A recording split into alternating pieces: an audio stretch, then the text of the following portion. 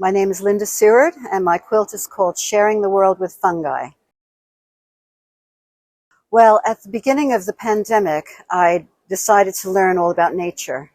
And I took a photograph every day and sent it out to my local community and researched every photo that I took. So I went from spring flowers to summer flowers to insects, butterflies. And in October, I started with fungi.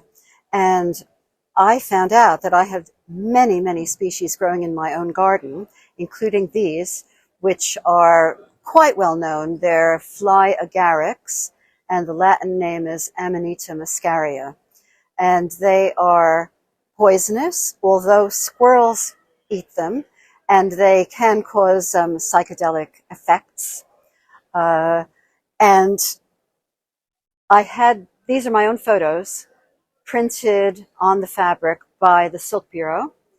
And so I put them all together. I had these other fabrics at home, but then I went to Lady So-and-so because I didn't have that green for the backgrounds. I knew exactly the color that I wanted.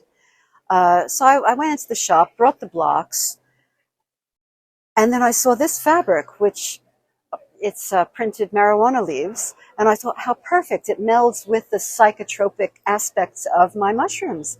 So that was just what I used. And it's entirely sewn on my Bernina. It's free motion machine quilted. And then I hand embroidered the mushrooms, and I also added beads to, oh no, the beads are just in the middle block. So everything else is hand embroidered, and then I added raindrops because I just thought it would be nice. My whole world has changed as a result of the pandemic, and I really have gone in a whole new direction with my life because I'm now studying nature, and I'm photographing nature every day. I'm writing articles for local newspapers and magazines about different aspects of nature, and I just feel like I've gone back to university, but it's the University of Linda Seward. I'm totally teaching myself. Everything I photograph, I find out about. I find experts to help me, or I post it on Facebook. And there are specialist groups for everything, from hoverflies to spiders, obviously fungi.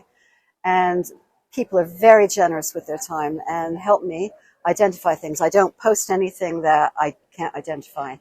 And so I'm learning so much. I've got thousands and thousands of photos. And people say, oh, you take good photos. But I heard somewhere that if you do something 10,000 times, you get good at it. So I've taken way over 10,000 photos. So that's why they look pretty good. I am like starting a whole new quilting life because I've learned how to put the photos into Photoshop so I can get them printed on fabric. And I have a lot that I've got in the back of my mind to make for future quilts. Yeah, so look out for hoverflies maybe next year, or butterflies, maybe more mushrooms. I'm a member of the local mushroom group now. I mean, I've met so many different people as a result of this new obsession.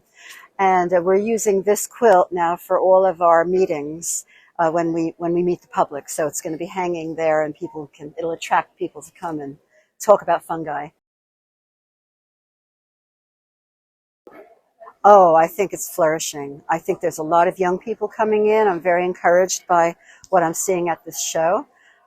Very exciting pieces at the show. And I like what people are doing. I do lectures on various things like surface design, embellishments, and I see a lot of that going on. And people just really trying to break the barriers of tradition. But go to the traditional category and you'll see some fabulous pieces. So they're still doing that as well. And I think quilt groups are flourishing, and I think the pandemic, made everybody sit at home, but it opened up their minds to taking courses, for instance, with people from Australia who were teaching on Zoom. I took one, and it was at a funny time of day, but I had a course with a woman that I would never, ever have had a chance to learn techniques from.